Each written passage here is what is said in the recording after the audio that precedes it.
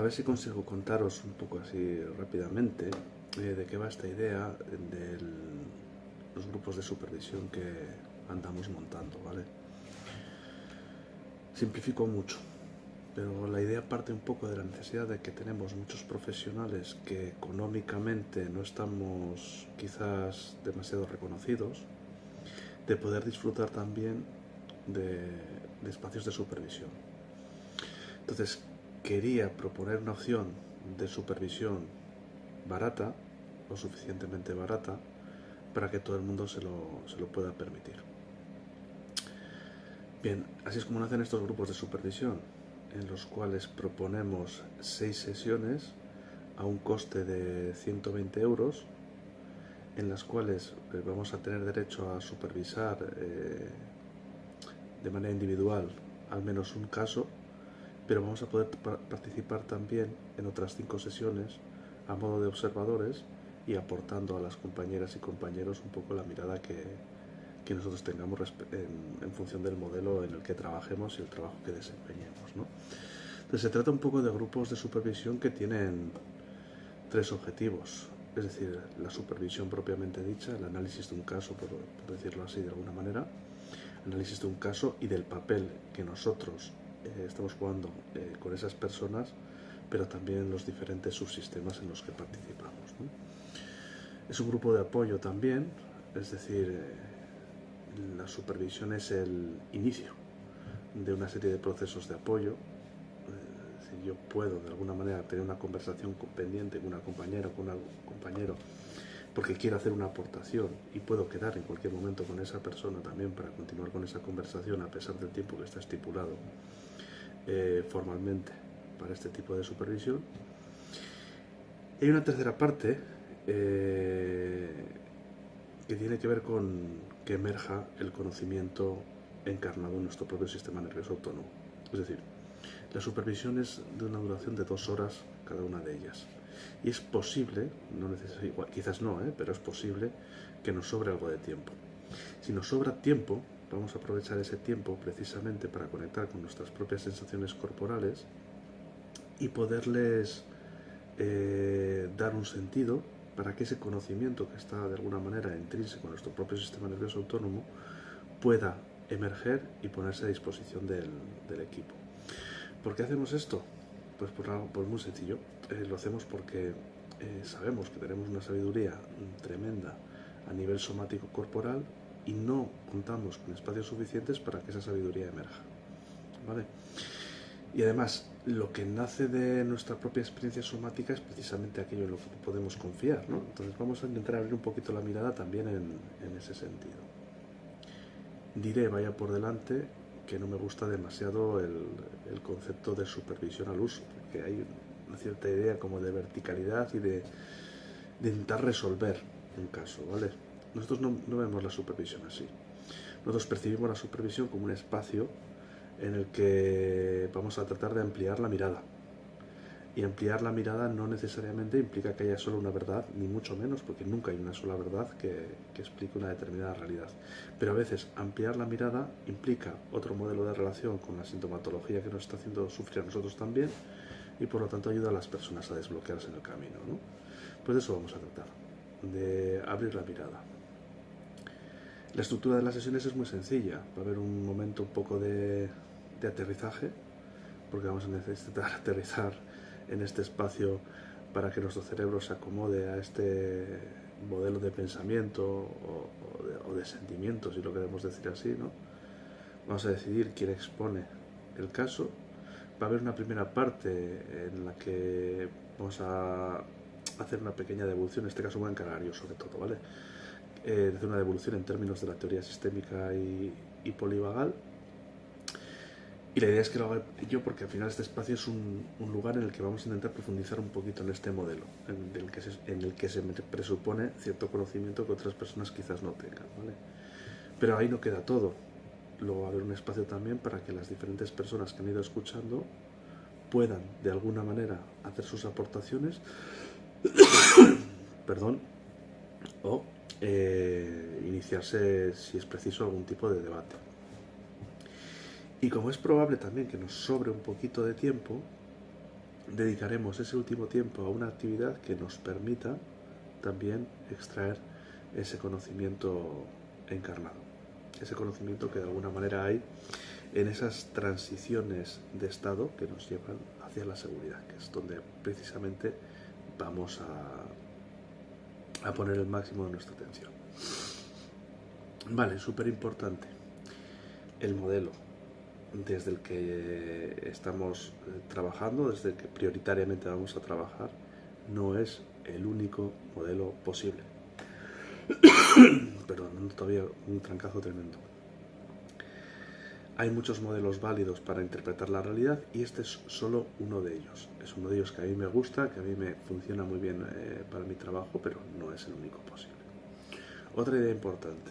Partimos de la idea del profesional o la profesional que es esencialmente incompetente. ¿Qué significa esto? Que reconocemos que las circunstancias de nuestro trabajo, el sufrimiento de las personas a las que acompañamos, nos invitan a una forma de estar con ese sufrimiento y un estilo de soluciones que, lejos de ayudar a mejorar las cosas, muchas veces las perpetúan. Pero eso no nos hace peores profesionales, sino seres humanos. Es decir, lo importante no es no equivocarnos, sabemos que nos vamos a equivocar y por eso hablamos de que somos profesionales esencialmente incompetentes. Lo importante es tomar conciencia de esa equivocación, de esas reacciones que nuestro cuerpo está teniendo, de esos isomorfismos que a veces entramos en respecto a la respuesta que tiene el sufrimiento por parte de otras personas, del entorno familiar, escolar o lo que sea, de las personas a las que acompañamos. Hacernos cargo de esas necesidades y reparar la relación, ¿vale? Desde la teoría del apego se nos dice claro, no tenemos por qué tener una respuesta perfecta. De lo que se trata es de tomar conciencia y reparar. Bien, pues de eso se trata un poco. De tomar conciencia de qué lugar ocupamos en el contexto de las relaciones y a través de nuestros cambios a nivel de respuesta visceral poder provocar los cambios que otras personas también necesitan. Como veis, esto requiere un potente nivel de autocrítica y ¿cómo se dice? Y autorreflexión, en el sentido de tomar conciencia de cómo estamos reaccionando en cada momento. Bien, no quiero alargarme demasiado con toda esta explicación. ¿Qué es lo que vamos a hacer? Vamos a basarnos básicamente en 3 teorías, ¿vale? Y dentro de esas 3 teorías os voy a pincelar un poco las ideas clave. Teoría número 1, teoría polivagal, ¿vale? Vamos a hablar de neurocepción, que es la percepción que acontece antes de la percepción y que de alguna manera predispone nuestro cuerpo para un determinado modelo de respuesta. Vamos a hablar de los diferentes estados del sistema nervioso, muy simplificadamente 3, ventral, simpático, dorsal, y qué es lo que implica cada uno de ellos, qué sensaciones, qué forma de estar en el mundo implica cada uno de ellos. Vamos a hablar sobre todo de las transiciones de estado y la importancia que tienen hacia la inseguridad, pero sobre todo que son las que nos pasan desapercibidas hacia la seguridad. Y vamos a hablar también de que a fin de cuentas partimos de la idea de que estar bien, un sistema nervioso que está bien, es un sistema nervioso que se permite pendular con cierta frecuencia y con cierta flexibilidad. Entonces nuestro objetivo no va a ser que las personas no sufran, sino que se permitan esta pendulación que les va a permitir de paso liberar las cotas de estrés cronificado o tóxico que están sufriendo en cada momento, ¿vale? Cuando hablamos de personas hablamos de sistemas personales y sistemas familiares, es decir, también podemos hablar de cómo ayudar a un sistema familiar para que realmente se permita esas cotas de pendulación que le van a permitir tolerar el sufrimiento mucho mejor, porque como hemos dicho muchas veces, lo que hace a las personas sufrir es quedar atascados en un determinado modelo de respuesta que perpetúa el estrés cronificado tóxico. Vale. Idea súper importante. Como partimos de la idea de la teoría polivagal, sabemos que tendremos que elegir entre poner la atención prioritariamente en la inseguridad o poner la atención prioritariamente en la seguridad. Vamos a apostar por la seguridad. Es decir, va a haber un montón de información que nos vamos a perder, porque si estamos con la atención puesta en la seguridad no vamos a poder ver la otra. Esto tiene muchísimas ventajas, ya lo sabéis. Una de las ventajas que tienes es que si ponemos la atención en la seguridad, nosotros vamos a estar más regulados como profesionales y por lo tanto más predispuestos a entablar relaciones de calidad con las personas a las que acompañamos, y además nos vamos a quemar menos, ¿vale? Y tiene cosas negativas. Posiblemente entremos en conflicto con las instituciones que pretenden sobre todo que identifiquemos la inseguridad, y seguramente también a veces nos sentiremos un poco estúpidos, pues porque no estamos viendo el elefante dentro de la habitación, aceptamos el riesgo, ¿vale? Vale. Estoy yendo un poco rápido porque tampoco quiero que el vídeo sea larguísimo, ¿vale? Teoría polivagal, como bien he dicho. Teoría sistémica.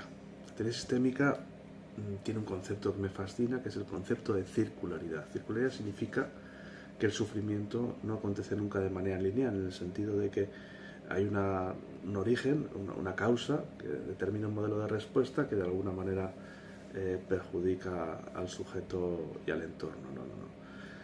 El sufrimiento siempre se perpetúa en ciclos de retroalimentación, y nosotros vamos a intentar tomar conciencia de cuáles son esos ciclos de retroalimentación hasta donde podamos con las herramientas que tenemos, precisamente para tomar conciencia también del papel que nosotros como profesionales estamos jugando en esos ciclos de retroalimentación, porque es muy rara la ocasión en la que se produzca un ciclo de estas características y nosotros no estemos de alguna manera implicados en él.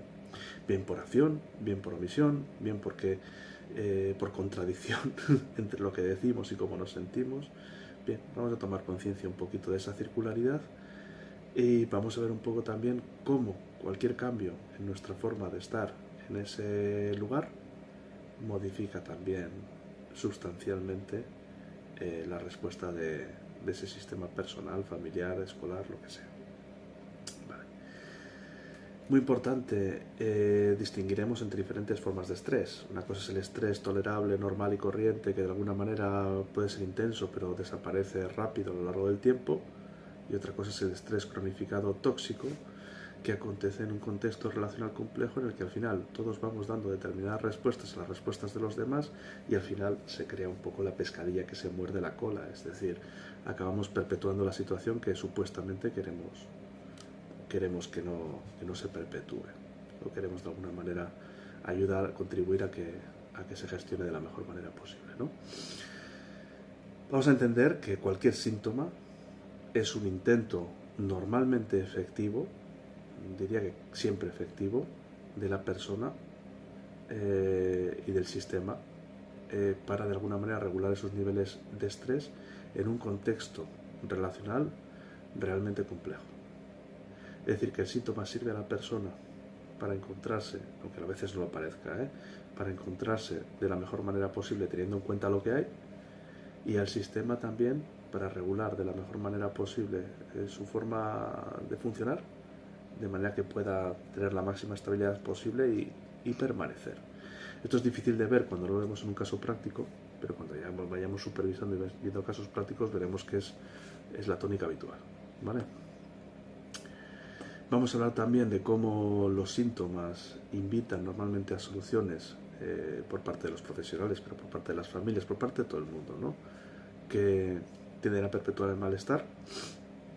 Muchas veces son soluciones que aparentemente funcionan, aparentemente deben funcionar, pero que luego a la larga, teniendo en cuenta cómo vamos reaccionando todos, pues perpetúan cierto malestar, ¿no? Entonces vamos a tomar conciencia de ello, pero también de los beneficios que el síntoma reporta a las personas, porque de lo que vamos a tratar es precisamente de modificar nuestra relación con el síntoma para entender qué es lo que aporta y cómo nos podemos situar nosotros.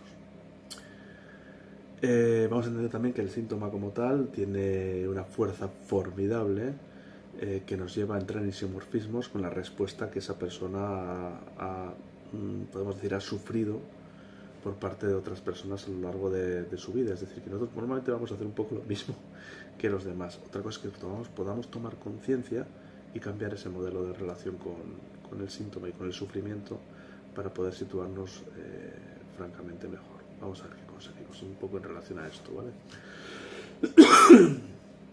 Vamos a entender también que todo síntoma es un síntoma porque no ha tenido la posibilidad de ser codificado en el terreno de lo simbólico, de lo imaginario y de las palabras.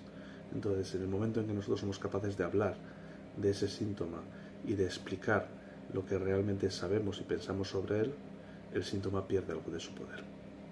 ¿Vale? Pero siempre y cuando, esto es muy importante, siempre y cuando tengamos una mirada apreciativa hacia el síntoma, en el que el propio síntoma como entidad pueda sentirse reconocida como algo con valor. Estoy yendo muy rápido, lo sé, pero es que me apetece contaros un poco de qué va la vaina para no tener que repetirlo una y otra vez. Vale. Y hay otra parte súper importante. Hemos hablado de teoría sistémica, hemos hablado de teoría polivagal y ahora vamos a hablar de la teoría narrativa. No son las tres únicas teorías con las que vamos a trabajar, lo sabéis ya los que habéis hecho los cursos, ¿no? Pero sí son como los tres pilares o tres anclajes fundamentales para este grupo de supervisión. Teoría narrativa. Todo relato oculta otra historia.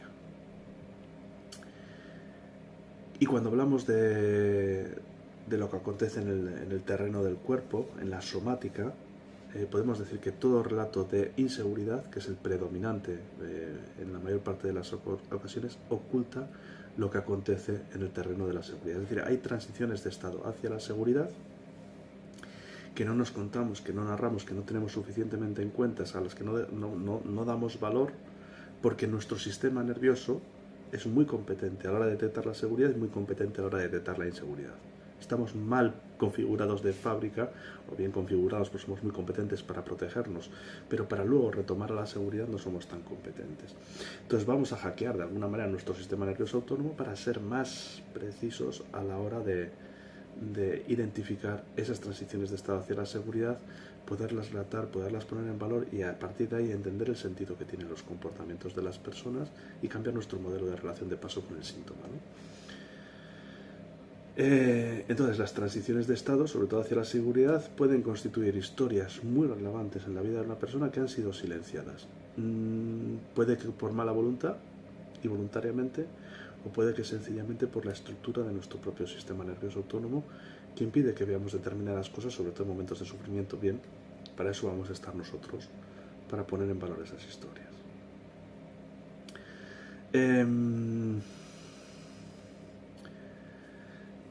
Otra cosa importante, el propio entorno impone, la propia cultura del entorno impone determinadas narrativas que nosotros acabamos comprando.